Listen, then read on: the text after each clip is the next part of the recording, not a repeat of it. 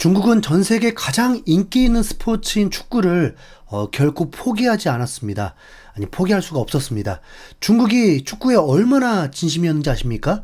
정부가 2020년까지 전국의 축구장을 7만 개 짓겠다는 야심찬 목표를 세웠었고, 그 결과 전국의 학교와 지역사회에 수만 개의 크고 작은 축구장들이 실제로 들어섰습니다. 슈퍼리그 16개 구단의 홈구장 관중석을 모두 채우려면 무려 73만 명이 동시에 경기를 볼 수 있다고 합니다. 당연히 지금 산하 경기장도 엄청나게 많겠죠. 14억 인구, 전 세계에서 네 번째로 큰 땅덩어리에서 축구에 대한 투자는 그야말로 진짜 어마어마했습니다. 지난 20년 동안에 중국이 축구에 투자한 금액은 정확한 집계조차 어려울 정도입니다. 2010년대 중반에 슈퍼리그 구단들이 해외 선수 영입에만 수조 원을 쏟아부으면서 세계 축구 시장을 흔들었습니다. 그렇게 슈퍼리그도 키워봤지만 현재 상황은 처참합니다. 국가대표 감독 1년 연봉으로 수백억을 써보고 이름 꽤나 날린 세계적인 감독들을 줄줄이 데려와 봤습니다. 시진핑 주석이 직접 나서서 축구를 발전시키려는 그 야욕은 하지만 너무나도 처참하게 무너졌습니다. 2025년 9월 현재 중국의 FIFA 랭킹은 94위입니다. 아니, 투자가 증대할수록 랭킹이 올라가야 할 텐데 오히려 정반대로 흘러가는 이 상황 정말 특이합니다. 정말 특이해요. 참고로 중국이 FIFA 랭킹이 가장 높았던 건 98년도 37위였습니다. 아니, 도대체 어떻게 하면 이렇게까지 무너질 수 있을까요? 그 속을 자세히 들여다보면 이상할 것도 없습니다. 중국 축구는 망할 수밖에 없는 구조이기 때문입니다. 그 이유를 지금부터 하나씩 파헤쳐 보겠습니다. 가장 먼저 그라운드 안에서 뛰어야 할 선수들부터 뿌리까지 썩어 있었습니다. 최근에 중국 축구계에는 충격적인 스캔들에 휘말렸습니다. 일부 국가대표 선수들이 는 물론이고 불법 도박과 승부 조작에 연루됐다는 사실이 드러난 겁니다. 팬들은 냉소적으로 말했습니다. 국가대표팀이 왜 매번 졸전을 반복하는지 이제 알겠다. 네. 최근 몇 년간 프로축구 리그에서만 무려 120경기가 승부 조작으로 판명됐고 선수 44명이 영구 제명됐습니다. 많은 팬들은 이렇게 분노했습니다. 단순한 부진이 아니라 범죄다. 네. 이 혼란의 중심에는 한때 대표팀의 미래로 불렸던 윙어 우싱한이라는 선수가 있었습니다.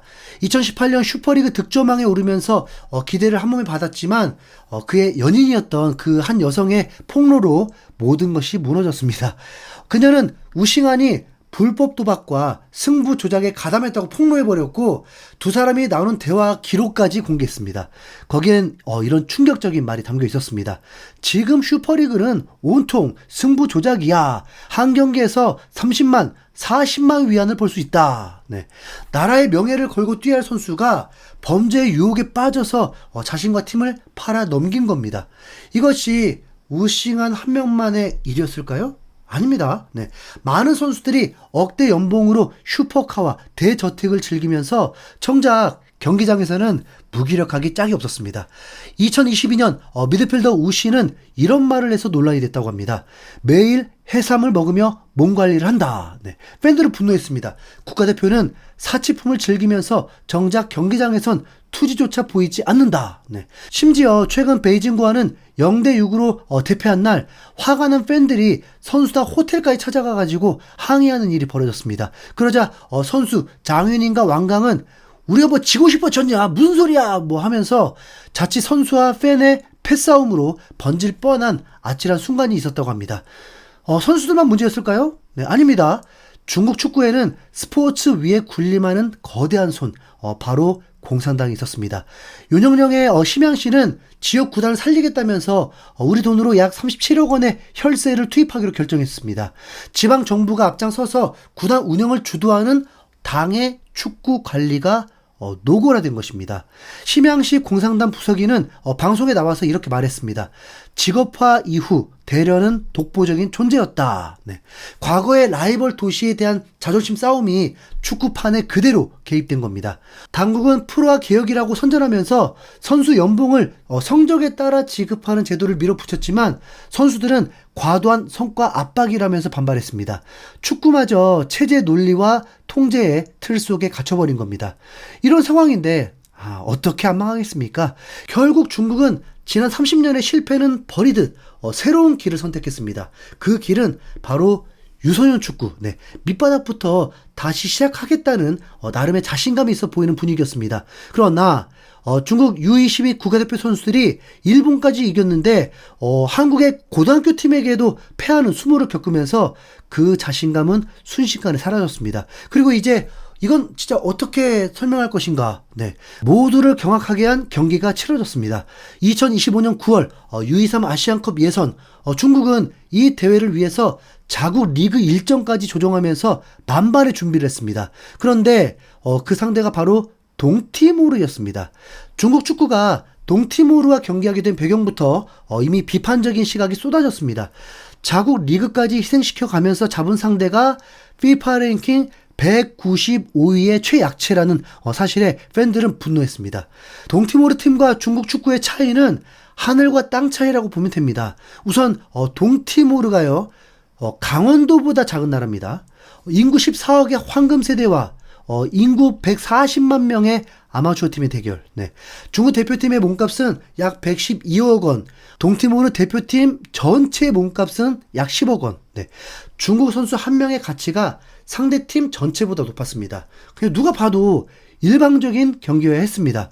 지금 U22 중국 대표팀 감독이 스페인 감독인데 지금 뭐라고 했냐면, 이 대표팀은 내가 중국에서 감독 생활을 시작한 이래 가장 만족스러운 팀이다 라고까지 했습니다. 그러니까 뭔가 수치적으로 5대0 뭐 이런 식으로 이겨서 우선 좀 뭔가 내세우고 싶었나 보죠.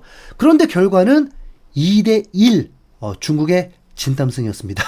전반에 먼저 두 골을 넣을 때까지는 괜찮았는데 갑자기 실점을 하더니 후반전에는 동점골을 내줄 뻔한 위기들을 계속 겪으면서 골키퍼의 선방으로 겨우 넘겼습니다. 이 결과에 중국 언론들은 강력한 비판을 쏟아냈습니다. 중국의 한 매체는 이렇게 지적했습니다. 중국 U22 대표팀은 스스로를 과대평가하고 상대를 과소평가했다. 다른 매체는 이렇게 한탄했습니다. 사실상 아마추어 선수들을 상대로 겨우 이겼다. 많은 패스 실수와 무실점 실패, 아마추어에 가까운 경기력이었다. 네. 그리고 중국 팬들은 지겨울인 만큼 강력한 비판을 쏟아냈습니다. 이게 리그 일정까지 바꿔서 얻은 결과냐? 14억 중에 공찰 11명이 없다는 게 진짜 사실이었다. 왕달의 월급이나 챙겨줘라. 부끄럽다. 동티모르 선수들은 경기 끝나고 생업에 복귀한다며 차라리 내가 뛰는 게 낫겠다. 투지라도 있을 테니. 2대1? 스코어만 보면 월드컵 결승인 줄. 매일 해산 먹고 뛴다는 선수들 어디 갔나? 이 실력으로 본선 진출 꿈 깨라.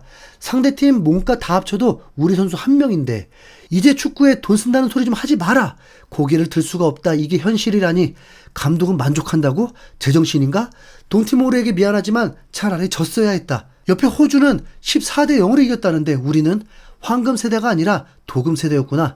그냥 축구협회부터 해체하는 게 답이다. 이젠 놀랍지도 않다. 이게 중국 축구의 현 주소다.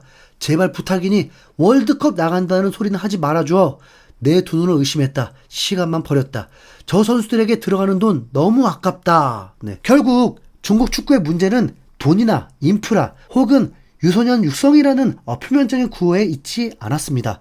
선수부터 지도자, 행정가까지 뿌리 깊게 박힌 부패, 국가대표라는 자부심을 망각한 도덕적 해이, 그리고 스포츠의 본질을 훼손하는 정치적 개입. 네. 이 모든 것이 뒤엉켜서 스스로를 무너뜨리는 거대한 괴물이 되었을 뿐입니다. 동티모르전의 굴욕적인 경기는 중국 축구가 마주한 총체적 실패의 아주 작은 예고편에 불과합니다. 살아생전에 중국 월드컵 본선 진출을 볼 수는 있을까요? 네. 유일한 방법은 자국 월드컵 개최밖에 없겠죠? 네. 진짜 미스테리네요. 이상 흰수염고래였습니다. 감사합니다.